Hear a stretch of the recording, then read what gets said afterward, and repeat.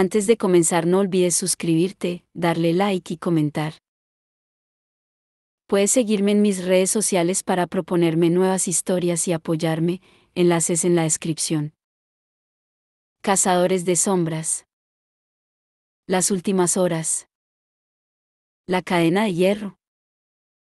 De Cassandra Clare. Capítulo 24. Se alzará. Allí yace desde hace siglos, y yacerá, cebándose dormido de inmensos gusanos marinos hasta que el fuego final caliente las profundidades. Entonces, para ser visto una sola vez por hombres y por ángeles, se alzará entre rugidos y morirá en la superficie. Lord Alfred Tennyson. El Kraken. James estaba en las sombras y estas lo rodeaban, estaba soñando, aunque no había estado dormido. Oía su propia respiración entrecortada.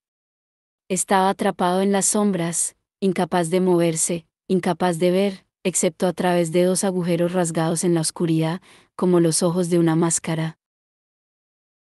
Ya había amanecido, el color del cielo era de un frío azul eléctrico. Arqueándose sobre él, mientras avanzaba a trompicones, había plataneros, con las ramas extendidas para recoger la tenue luz. Le dolía y ardía todo el cuerpo. Cabellos oscuros le taparon la visión, quiso apartarlos. Al mirar hacia abajo, se vio las manos, estrechas y pálidas, sujetando una caja plateada grabada con runas.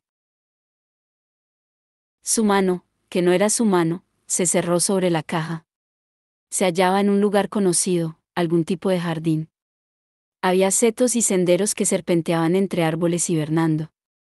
Ante él, las agujas góticas de una iglesia se alzaban contra el cielo despejado, desde su puerta salían senderos que rodeaban la fuente de bronce en el centro. James oyó silbidos. Se le estaba comenzando a nublar la vista, pero pudo ver a alguien con una chaqueta de combate, caminando por uno de los senderos, entre laureles y arbustos de acebo, con las hojas cubiertas de hielo que relucía bajo el sol. En algún lugar, una mano se cerró sobre la empuñadura de una espada. En algún lugar, había odio, ese odio despiadado y sombrío que James ya había sentido antes, y desprecio por el hombre de la chaqueta, el cazador de sombras, al que había esperado en la plaza, había seguido desde su casa, conduciéndolo, sin que sospechara, hacia ese lugar, ese enfrentamiento. Susurró James. No lo hagas. Una burla desdeñosa. Aparta, niño. Y se vio lanzado, perdiendo esa vista, gritando, tratando de agarrarse a algo que lo aferrara al mundo. James. Era la voz de Cordelia. Estaba arrodillada junto a él, al igual que Matthew, él se hallaba en medio del suelo del estudio, medio aturdido, como si acabara de caer de una gran altura. Se incorporó de golpe, como una marioneta sujeta a cuerdas demasiado tensas. «Está ocurriendo», dijo. «¿Otro asesinato?» «Tranquilo». Matthew le tendió la mano, James agarró la mano de su parabatá y se puso en pie. Se sentía mareado y diferente de algún modo, más ligero, aunque no podía explicar por qué. Se apoyó en la repisa de mármol de la chimenea y recuperó el aliento. Matthew le clavaba una mirada preocupada. Poco a poco, Jamie baja. James se dio cuenta de tres cosas simultáneamente. La primera era que había estado besando a Cordelia lo que le parecía haber sido hacía solo un momento, pero que no se veía ninguna muestra de su abrazo. Cordelia llevaba la chaqueta de combate abotonada sobre el vestido y tenía una expresión expectante. Él mismo llevaba una camisa limpia, lo que en sí ya consistía un misterio mayor. La segunda era que Matthew debía de acabar de llegar, ni se había quitado aún su abrigo color verde brillante de terciopelo y brocado, y una punta de su larga bufanda color marfil arrastraba por el suelo. La tercera era que se sentía como si alguien hubiera abierto una jaula en su interior, y hubiera dejado escapar su mente. Necesitaba varias cosas al mismo tiempo y con gran urgencia, una respuesta, un mapa y un libro. Matt llamó. Lapitos. Christopher la ha perdido. Matthew pareció sorprendido. ¿Se la ha robado? Alguien que tenía mi aspecto. ¿Cómo sabías que había desaparecido? Porque la tiene, contestó James. Belial. Debe de haber enviado a un demonio eidolon para engañar a Christopher. Respiró hondo. Creo que ya sé lo que está pasando. Cordelia se puso en pie, con Cortana destellando a la espalda, donde la tenía colgada. Se sonrojó un poco al mirarlo. ¿Qué quieres decir con que lo sabes? ¿Sabes quién es el responsable de los asesinatos? Preguntó. Quiero decir, es Belial, claro, pero... No lo sé todo, respondió James, y corrió hacia la mesa del centro, donde los libros sobre sueños y magia seguían esparcidos de cualquier manera. Pero sí parte. Sé por qué está haciendo lo que está haciendo. Quizá incluso como... Aquí, tiró de un volumen color púrpura. El mapa, pidió. El mapa de Londres, ¿dónde está? Aquí. Matthew cogió el libro, y lo abrió en el mapa de la página central. Rápidamente, James miró el Monarchia, y luego otra vez al mapa. Cogió un lápiz e hizo una última señal. ¿Los jardines de Mount Street? Preguntó Matthew mirando la nueva señal. Ya hemos estado allí. Está bastante cerca de aquí. Pero eso aún no forma el sigilo de Belial, ¿no? Preguntó Cordelia, que miraba por encima del hombro de Matthew. Se parece más al tridente de Poseidón. Una especie de lanza con 3 puntas. Es un sigilo, afirmó James. Pero no el de Belial. Es el sigilo de Leviatán. Puso un tamborileante dedo sobre el Monarchia, donde estaba dibujado el sigilo de Leviatán, en una página completa, puntiagudo y de aspecto malvado. Por eso el tridente. Después de todo, es un demonio marino. Matthew y Cordelia intercambiaron una mirada de perplejidad. Ya estaba, pensó James, iban a declararlo loco y encerrarlo en la buhardilla. Magnus dijo que los príncipes formaban alianzas, dijo Cordelia lentamente. Azazel y Asmodeus. Belial y Leviatán, concluyó Matthew, que se había puesto un poco pálido. James, dijiste que los sigilos pueden funcionar como puertas. Si este asesinato se comete, abrirá una puerta para que Leviatán entre en nuestro mundo. ¿Crees que ya ha sucedido? Preguntó Cordelia. James miró por la ventana. No. En mi visión acaba de amanecer, y está amaneciendo ahora. Los jardines de Mount Street no están lejos, pero no tenemos tiempo que perder. Debemos correr. No así, tú no vas así, dijo Matthew con firmeza. Necesitas zapatos, armas y, al menos, la chaqueta de combate. Y Cordelia necesita unas botas. ¿Y luego? Preguntó Cordelia. Luego corremos. Mientras Thomas corría a toda prisa por el instituto hacia la entrada, oyó que alguien lo llamaba. Todo era un caos, un hervidero de cazadores de sombras yendo de un lado a otro, para coger armas, ponerse el traje de combate, y cargar por las puertas hacia el patio exterior, desde el que ya llegaba el sonido de la lucha. Thomas. ¿Aquí? Era Christopher, que se abría paso hacia él entre la masa, sujetaba una chaqueta de combate y varios cuchillos serafines. ¿Dónde está el tío Will? Fue a buscar a Tessa. Thomas cogió la chaqueta y se la puso, después se metió algunos cuchillos bajo el cinturón. ¿Qué está pasando? ¿Algún tipo de ataque? Tus padres ya están ahí fuera, liados en la pelea. Los míos también, bueno, mi padre. Mi madre está arriba con Alexander. Pero el instituto no es seguro. ¿Quieres algún cuchillo serafín? Thomas estaba a punto de contestarle que ya tenía varios cuando se dio cuenta de que Christopher no estaba hablando con él. Se había dirigido a Alastair, que parecía haber permanecido junto a Thomas. Este decidió que analizaría ese comportamiento en otro momento. Alastair asintió dando las gracias, y cogió las armas. Se dirigió hacia la puerta delantera mientras Thomas aún se estaba abrochando la chaqueta. Christopher lo siguió, estaba diciendo algo sobre el objeto de armas que Thomas había encontrado, y algo sobre que Matthew había tenido que salir corriendo a buscar a James. Su voz se fue apagando cuando se unió a Thomas y a Alastair en la puerta. El patio estaba en ruinas. Una gigantesca nube negra envolvía el instituto y sus alrededores en sombras, brillantes rayos de luz mágica atravesaban el patio de un lado al otro, e iluminaban las escenas de lucha. Estaba Gideon, espada en mano, subido sobre una pila de cascotes.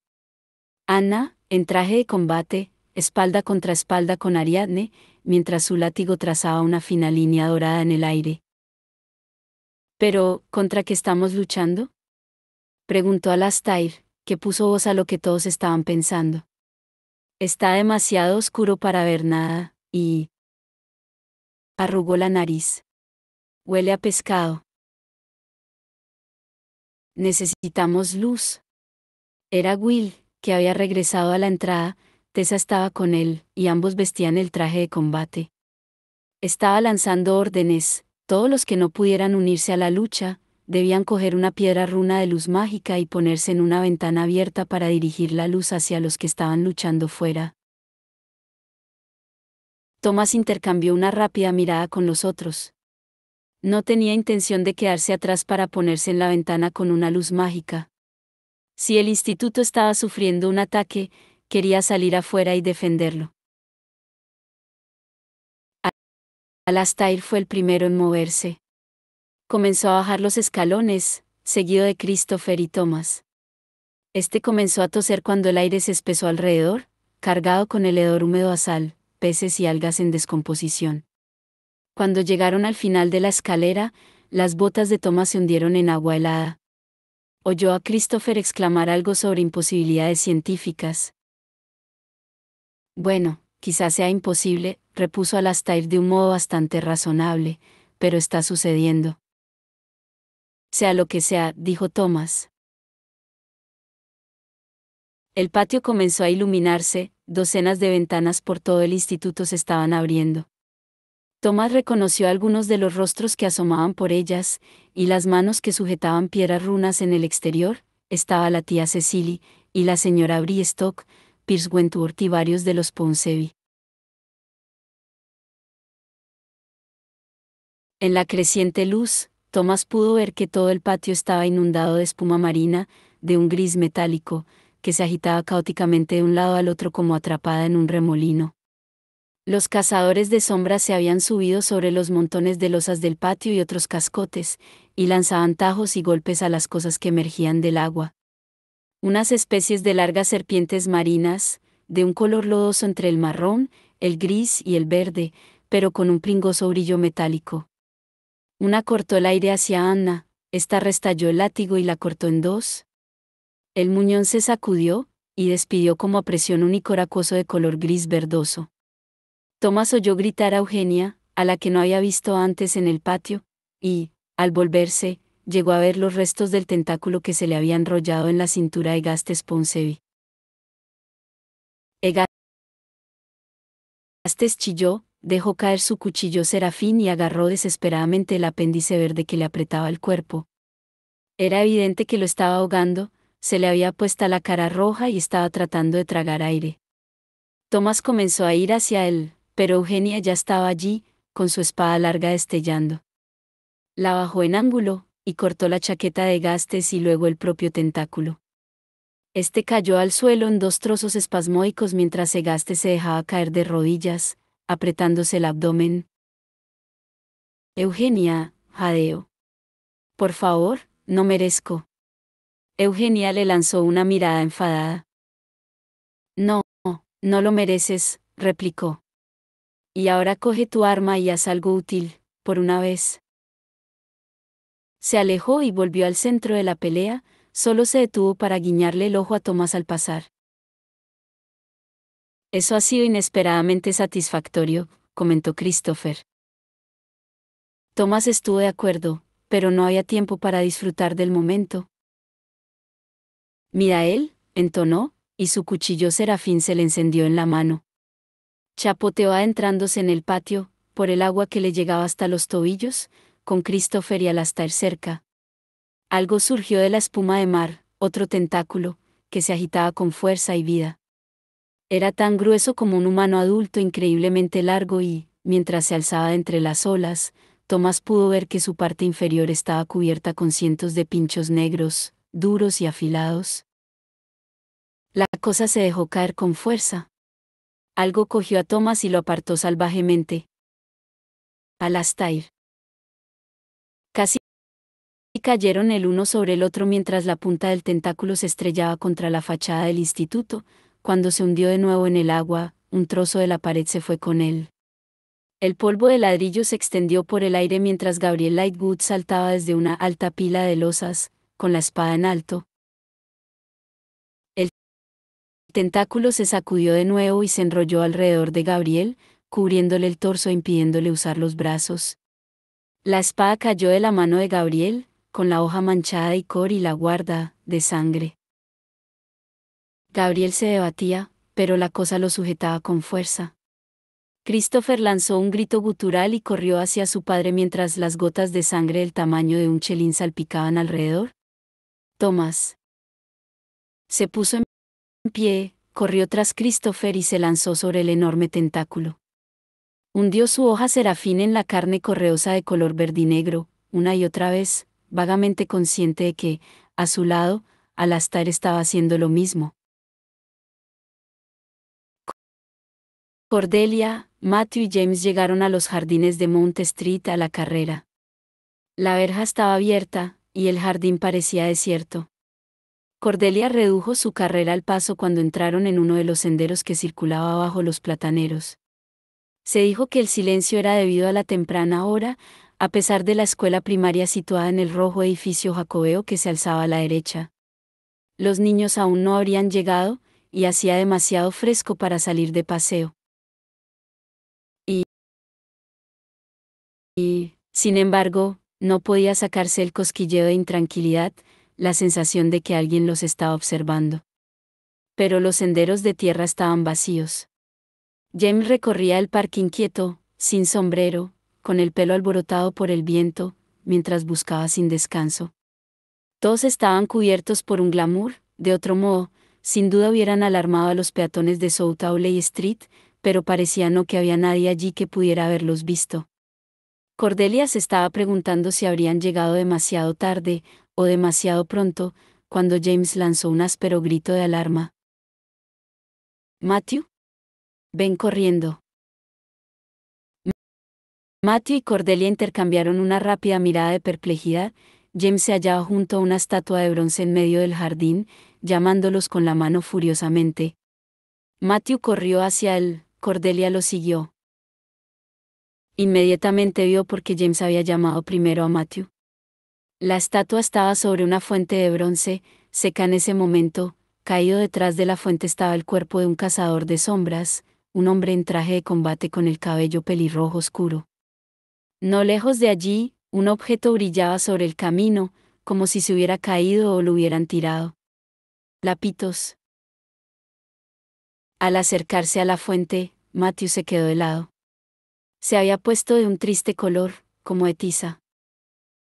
«Charles», susurró. Parecía incapaz de moverse. Cordelia lo cogió de la mano y lo arrastró hasta donde James estaba arrodillado junto al cadáver. No, no era un cadáver, se dio cuenta aliviada. Charles seguía vivo, aunque muy malherido. James lo había puesto sobre la espalda, y su pecho empapado de sangre se alzaba y bajaba de forma irregular. James había sacado la estela y estaba dibujando apresurados iraches sobre la piel de Charles, en el antebrazo, bajo la manga de la camisa, rota y ensangrentada. Cordelia oyó que Matthew tragaba aire.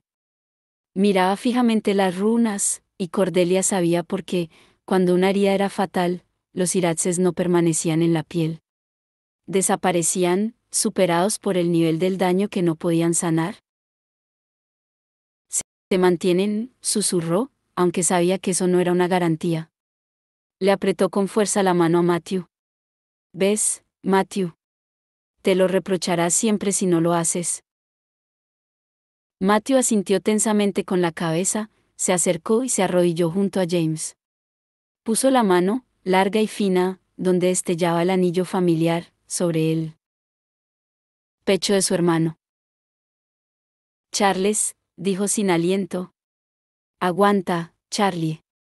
Te conseguiremos ayuda. Se cayó y se quedó inmóvil, con una mano sobre el pecho de su hermano y la otra a medio llegar a la estela. El lento subir y bajar del pecho de Charles también pareció haberse detenido. Estaban inmóviles como estatuas. Cordelia se volvió ansiosa hacia James, que miraba alrededor asombrado. En el parque reinaba el silencio absoluto, la inmovilidad absoluta. ¿Dónde estaba el sonido de los pájaros, de los estorninos y los gorriones? Los ruidos de Londres despertándose, los gritos de los vendedores ambulantes, los pasos de los peatones de camino al trabajo. El roce de las hojas bajo el viento. El mundo parecía estar inmóvil y congelado, como conservado bajo un cristal. Pero James también podía moverse. Se levantó, mientras se metía lapitos en el bolsillo, y buscó a Cordelia con la mirada. Sus ojos dorados le ardían. Cordelia, dijo. Date la vuelta. Ella se volvió hacia las puertas del parque y casi pegó un brinco. Un joven caminaba tranquilamente hacia ellos, silbando suavemente. La tonada resonaba en el parque como la música en una iglesia. El muchacho le resultaba familiar, aunque Cordelia no podría haber dicho por qué. Era moreno y sonreía, y en una mano portaba una pesada espada con una guarda grabada. Era atractivo, mucho, en realidad, con ojos del color verde oscuro de las hojas nuevas. Sin embargo, algo en él hizo que se le pusieran los pelos de punta. Había algo asilvestrado en su sonrisa, como la del gato de Cheshire. James miraba al chico con lo que parecía un creciente horror. Junto a él, Matthew y Charles seguían inmóviles en su extraña composición, con los ojos inexpresivos clavados en la nada. Pero no puede ser, dijo James medio para sí. No es posible. ¿Qué quieres decir? ¿Qué es lo que no es posible? Ese es Jesse, respondió James. Jesse Blackthorne. ¿El hijo de Tatiana? Pero murió, repuso Cordelia. Hace años. Quizá, admitió James mientras sacaba un cuchillo del cinturón. Sin dejar de observar al muchacho, a Jesse, que se aproximaba, evitando cuidadosamente un arriate de aseo. Pero lo reconozco, he visto su retrato en la mansión Blackthorne. Y unas pocas fotografías que Grace tenía. Es él. Pero eso es imposible. Cordelia se cayó de golpe mientras su mano volaba hacia Cortana. De repente, el chico estaba ante ellos, y hacía rodar la espada en la mano como un cantante de variedades lo haría con su bastón. Llevaba la chaqueta descuidadamente abierta, y su sonrisa se hizo más amplia mientras pasaba la mirada de James a Cordelia. Claro que es imposible, dijo. Jesse Blackthorne lleva muerto mucho tiempo. James inclinó la cabeza hacia un lado. Estaba pálido, pero su mirada era firme y estaba cargada de desprecio. Abuelo, ¿saludó? Claro. No era el chico lo que le había resultado familiar a Cordelia, sino su sonrisa cruel, el modo en que se movía, esa ropa clara como la que le había visto llevar en el mundo infernal donde había seguido a James. Evitaba mirar a Cordelia, de una forma muy evidente. Interesante. Claro que sí. Exclamó Belial con una inesperada alegría. Incluso en un recipiente no del todo adecuado, me paseo por tu mundo libremente. Siento el sol en el rostro. Respiro el aire de Londres. Llamar a un chico muerto, un recipiente no del todo adecuado, es más o menos como llamar a las alcantarillas de Londres, un destino turístico no tan malo, replicó James mientras pasaba la mirada por los restos claramente bien conservados de Jessie Blackthorne. Permíteme un instante, el cuento que oí sobre la forma y el momento en que murió Jessie, era todo mentira. Mi querido muchacho, contestó Belial. Cordelia desenvainó a Cortana, notó que Belial se encogía casi imperceptiblemente, aunque siguió negándose a mirarla. Mi querido muchacho, no tienes que preocuparte de que tu querida Grace te haya mentido. Miró cariñosamente la mano izquierda de Jessie, donde brillaba la runa de evidencia, reciente y negra. Hubo un tiempo, ya sabes, cuando temí que tu madre nunca fuera a procrear. Que nunca habría un James Gerondale. Me vi obligado a hacer planes alternativos. Coloqué un anclaje en este mundo, en lo más profundo del alma de un bebé, cuando le colocaron los hechizos protectores. El pequeño Jessie Blackthorne, cuya madre no confiaba en los cazadores de sombras pero sí en los brujos. Fue muy fácil amenazar a Manuel Gast para que me obedeciera. Él puso las protecciones en Jessie, como se le ordenó, con un algo extra. Un poco de mi esencia, escondida bajo la piel del alma del bebé. Cordelia sintió náuseas. Los hechizos de protección de los cazadores de sombras eran algo precioso, casi sagrado. Lo que Belial había hecho era como una violación repugnante. Pero James nació, dijo. Así que ya no necesitabas a Jessie, ¿verdad? ¿Fue por eso por lo que murió? Yo no lo maté, si es lo que estás preguntando, respondió Belial. Lo hizo su propia madre. Dejó que los hermanos silenciosos le colocaran una runa. Le advertí que no les permitiera interferir. Las runas angélicas del libro gris reaccionaron muy mal con la esencia demoníaca en su interior. Así que murió, concluyó James. Oh, sí, y de un modo bastante doloroso, explicó Belial. Y ahí hubiera acabado todo, la verdad, pero Tatiana es una mujer muy obstinada. Me llamó. Le debía un favor, y yo tengo mi propio sentido del honor. James hizo un sonido de burla. Belial abrió los ojos verdes de Jessie en fingido horror. ¿Te olvidas, continuó Belial, de que una vez fui ángel? Non servía a mí todo eso. Mejor reinar en el infierno. Pero mantengo mis promesas. Se estiró perezosamente, como un gato, aunque siguió aferrando la espada. Cordelia vio entonces que estaba grabada con un dibujo de espinas. Ordené a Gast que conservara el cuerpo de Jessie. Que lo mantuviera en un estado intermedio, ni muerto del todo ni vivo del todo. Durante el día, dormía en su ataúd, de noche, era un fantasma. Cordelia pensó en Lucie. Lucie, que podía ver a los fantasmas. Que últimamente había estado muy reservada. Todas las prácticas nigrománticas que Tatiana estaba haciendo, dijo lentamente. La magia negra que hizo que la exiliaran a la ciudadela.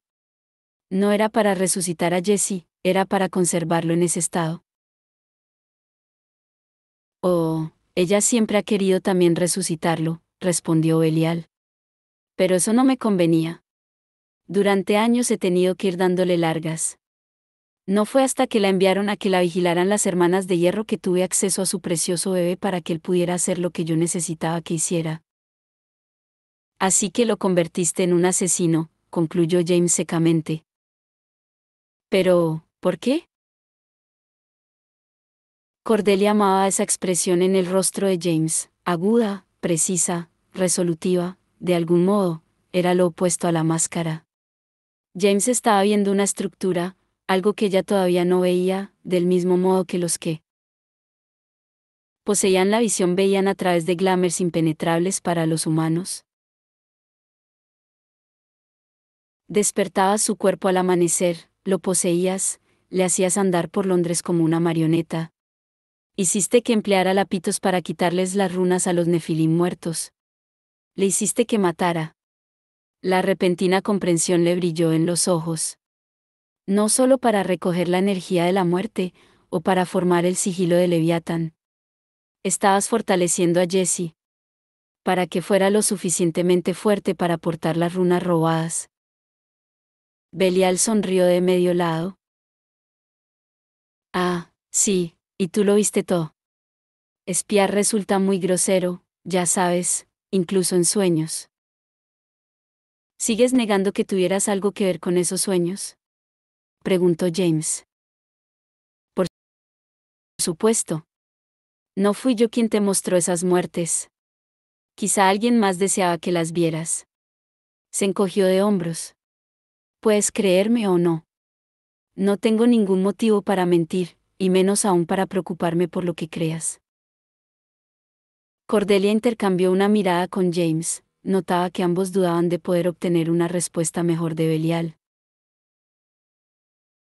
Así que Jesse no está ni vivo ni muerto, y tu anclaje en su interior te permite poseerlo sin que su cuerpo ceda y se caiga en pedazos.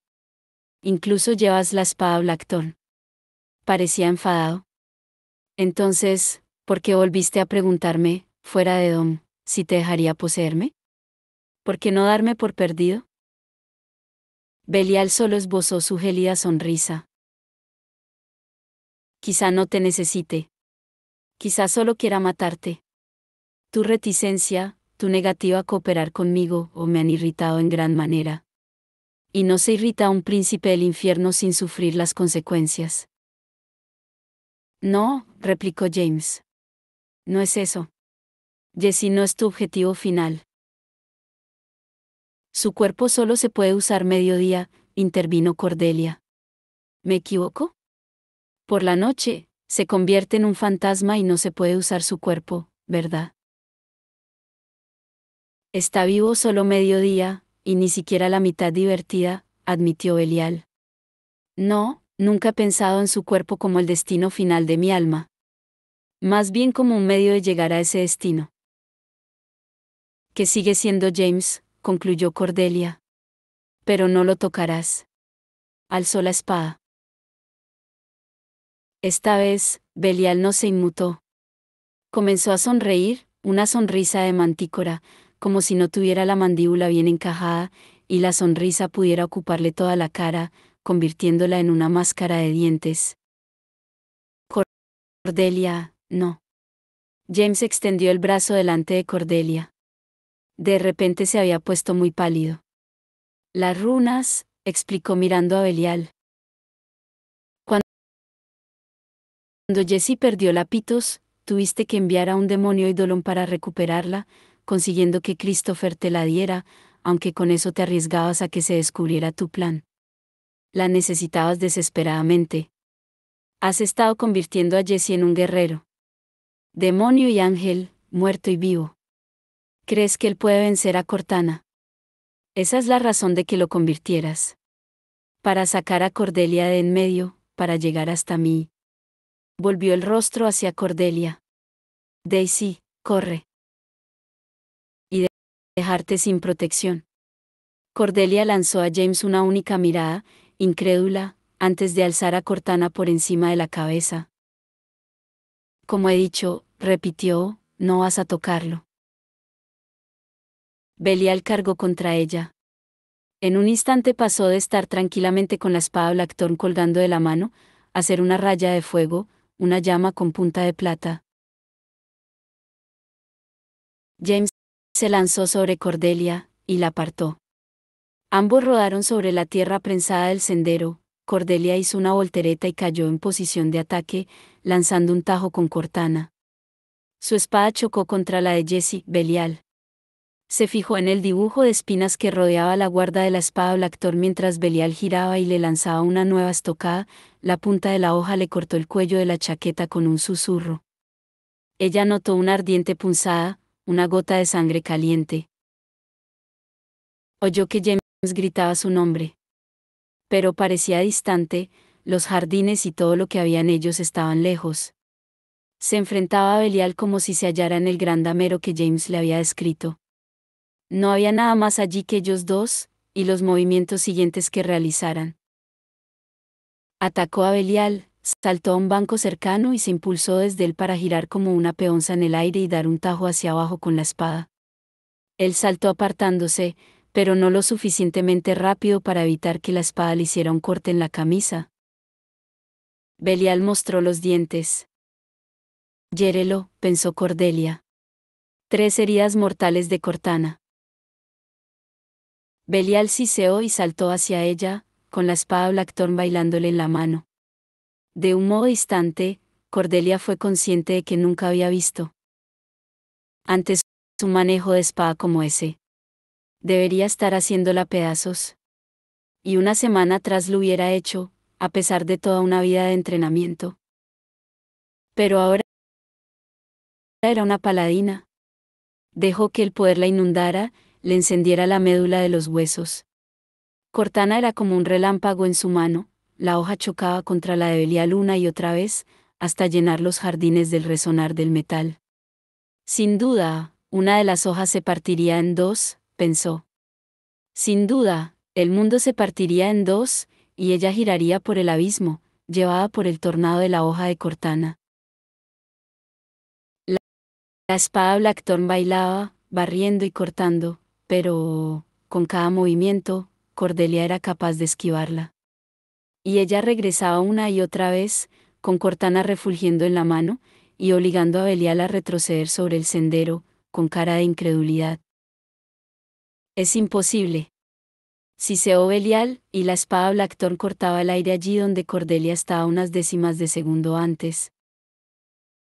Cordelia se creció, alzó a Cortana por encima de la cabeza, y le lanzó una rápida patada que le dio a Belial en el abdomen y lo arrojó hacia atrás.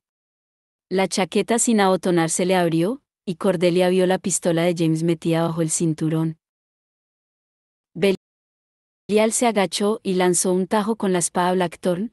Cordelia saltó sobre la hoja que pretendía cortarle las piernas. Fintó, paró y bajó a Cortana en un amplio arco en diagonal, que golpeó con fuerza la guarda de la espada de Belial. La mano derecha de Belial comenzó a sangrar. Aulló, con un largo grito de rabia que pareció arrancar las últimas hojas de los árboles. A Cordelia le pareció imposible que no lo oyera todo Londres. El corazón le latía con fuerza, lo había herido, ¿sería suficiente? Pero Belial alzó sus furiosos ojos y soltó una cruel carcajada. ¿Crees que porque me has hecho un rasguño cambia algo? Rugió. Se pasó el dorso de la mano herida por la cara. Le dejó rayas de sangre escarlata. Pero volví a sonreír. ¿Tan mala opinión tienes de tu abuelo, James? Cordelia se quedó inmóvil, con Cortana en alto, no se había dado ni cuenta de que James estaba a su lado en el sendero, con un cuchillo serafín en la mano. Ella debería estar atacando, pensó, debería estar lanzándose sobre Belial, pero había algo en su expresión que la retuvo. Algo en el modo en que sonreía y decía, ¿no has adivinado que estaba haciendo tiempo hasta que mi hermano estuviera preparado? Cordelia notó a James tensarse a su lado. Mi hermano. Belial rió y alzó la mano izquierda. El aire entre los plataneros pareció volverse blanco y, de repente, fue como si estuvieran mirando por una enorme ventana. Cordelia contempló una escena de caos. Veía el patio del instituto, pero estaba casi irreconocible. Las losas, destrozadas, eran montones de cascotes, y a su alrededor surgía un agua de un color gris verdoso. Los relámpagos crepitaban en lo alto, y el aire era pesado y negro. Entre las sombras, corría gente, iluminada por luz mágica. Vio a Ariadne, de pie ante un cuerpo caído, conteniendo algo que Cordelia no acababa de poder ver, algo que parecía un enorme miembro correoso plagado de crueles ventosas. Se dio cuenta de que era un tentáculo, el apéndice de algo enorme y oculto. Y entre los tentáculos estaban su familia y amigos. Anna, sobre un trozo de muro roto, interceptaba con su látigo un tentáculo que se dirigía hacia Christopher. Henry, con la silla apoyada contra una losa de piedra, se defendía con un Sanhiegun. Alastair subía a una pila de cascotes, lanza en mano, y se volvía para ayudar a subir a Thomas. Las ventanas del instituto, llenas de rostros. Belial bajó la mano. La ventana desapareció. Cordelia oía su propia respiración cargada de pánico. Alastair. Junto a ella, James estaba totalmente inmóvil. Sabía lo que él estaba pensando, que su mente estaba pasando de un nombre a otro: Will, Tessa, Gideon, Gabriel, Sophie, Cecily. Cordelia no. Había visto a Lucie, pero estaba casi segura de que estaría allí, quizá en el interior del instituto. Casi todo el mundo que James había amado en su vida estaba allí, enfrentándose a la destrucción. Tu hermano, dijo James con la voz casi irreconocible. Leviatán, el demonio marino. Lo has traído desde el infierno. Me debía un favor, repuso Belial, de nuevo con su aire de despreocupación. ¿Y le gustan estas cosas? Ya ves, James, lo cierto es que no tienes elección, independientemente de Cortana. Me estás diciendo que si no te entrego mi cuerpo voluntariamente, te dejo poseerme, entonces harás que Leviatán los mate, resumió James. A todos. Oh, sí, me aseguraré de que mueran todos, afirmó Belial. Tú eliges. James, intervino Cordelia. No. Es un mentiroso, el príncipe de los mentirosos, hagas lo que hagas, nunca lo salvaría. La sonrisa desapareció del rostro de Belial. Creo que no lo entiendes, dijo. Si no consientes hacer lo que deseo, tu familia y tus amigos morirán. Cordelia tiene razón, replicó James. Los matarás de todos modos. No puedo salvarlos. Solo me estás ofreciendo una ilusión para forzar mi consentimiento. Bueno, pues no lo tienes. Belial resopló de tal forma que sonó como una carcajada. Hablas como el nieto de un príncipe del infierno, dijo. Qué práctico, James, qué lógico. ¿Sabes qué fue la lógica y la racionalidad lo que nos condujo a ser expulsados del cielo? Porque la bondad no es lógica. ¿Verdad? Ni la compasión ni el amor. Pero tal vez necesites ver la situación con mayor claridad. James lanzó una rápida mirada a Cordelia. Ella supo lo que estaba pensando, lo que estaba esperando. No dejemos que Belial se dé cuenta de que Charles sigue vivo, de que el sigilo no está completo, pero se temió que su expresión revelara sus pensamientos. Miró la hoja que tenía en la mano, manchada con la sangre de Belial. Vosotros, los mortales, teméis cosas tan insignificantes, continuó Belial, a la muerte, por ejemplo. Simplemente un momento de paso hacia otro lugar. Sin embargo, hacéis todo lo posible por evitarla. Ahora bien, el tormento, eso ya es diferente. No hay ningún motivo para que mi hermano mate a todos tus conocidos, ya sabes, no cuando hay disponibles torturas más refinadas y eternas. James miró a Belial directamente, y desesperado. Quizás solo Cordelia, que lo conocía como conocía el mapa de su propio corazón, pudo verlo. Pero ahí estaba, desesperación y, lo que era peor, desesperanza. James, no. No lo hagas. No aceptes. Solo si juras, comenzó James, que no sufrirán ningún daño o dolor. James, no. Exclamó Cordelia. Está mintiendo. ¿Y qué hay de tu hermano, chica Carstairs? Preguntó Belial con su verde mirada fija en ella. Leviatán podría acabar con él como yo acabé con tu padre, podría pudrir cada una de las raíces de tu árbol familiar. Con un grito, Cordelia alzó la espada. James fue hacia ella, extendiendo la mano, y justo en ese momento un sonido atravesó el jardín. Un ruido como un fuego, crepitando y siseando. Unas sombras cortaron el aire como pájaros negros. Los ojos prestados de Belial la siguieron con expresión de inquietud. ¿Qué alboroto es este? Preguntó. Basta. Muéstrate. Las sombras se unieron para formar una silueta. Cordelia se quedó con la boca abierta mientras la figura tomaba forma, y se volvía oscura y sólida, recortada contra el cielo. Era Lillian Smith. La muerta Lillian, en un vestido azul pasado de moda. Unos zafiros le destellaban en las orejas. Las mismas piedras que había lucido en la fiesta de los Wentworth. Me decepcionas, dijo con una voz grave y neutra. Encontraste Rieway Road, la forja y el fuego. Te llamas paladina y, sin embargo, ¿no puedes matar a un simple príncipe del infierno? ¿Simple? Repitió James incrédulo. ¿Fantasma o no? ¿Cómo te atreves a hablarle así? Oh, oh, exclamó Lillian. No soy ningún fantasma. Sonrió, una sonrisa no muy diferente de la de Belial. A Cordelia se le heló la sangre cuando Lillian volvió a deshacerse en sombras, y luego se formó de nuevo. Ya no era ella, sino otra persona conocida, el hada de cabello iridiscente con la que Cordelia había conversado en el Ruelle Infierno, la que le había hablado por primera vez de Bailan del Herrero. ¿Mejor?, susurró, con los largos dedos jugueteando con su collar azul. ¿O quizá prefieres esto? El hada desapareció y en su lugar apareció Magnus Bane, vestido como en el mercado.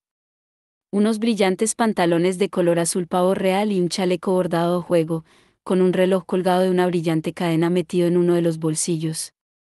Unos gemelos de plata le relucían en las muñecas, y llevaba un anillo de plata con una luminosa piedra azul. Magnus no, susurró Cordelia. Nunca fue, no era Magnus. Sintió náuseas. James. No, dijo James en voz baja. Pero, entonces, ¿quién? Eso no forma parte del plan de Belial. Mírale la cara. La furia había retorcido los rasgos de Jesse Blackthorne, estaba casi irreconocible. Era como si su rostro humano fuera una piel extendida demasiado tensa sobre los huesos, la auténtica y monstruosa cara de Belial. Basta. Siseo Belial. Muéstrame quién eres. El falso Magnus hizo una profunda reverencia casi hasta el suelo. Cuando se alzó, se había transformado una vez más. Frente a ellos, había una mujer delgada, con la piel blanca como la leche, y el pelo muy negro, que le caía como agua oscura. Hubiera sido hermosa de no ser por los ojos, serpientes negras se removían en las órbitas vacías. Una cuerda de gemas de color azul marino le rodeaba el cuello. Lilith, dijo Belial con desprecio. Debería habérmelo imaginado.